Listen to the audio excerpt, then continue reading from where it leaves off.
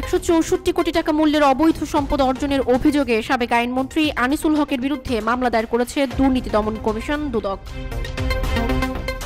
আজ বুধবার দুদক কার্যালয়ে এক সংবাদ সম্মেলনে এই তথ্য জানান সংস্থাটির মহাপরিচালক আক্তার হোসেন।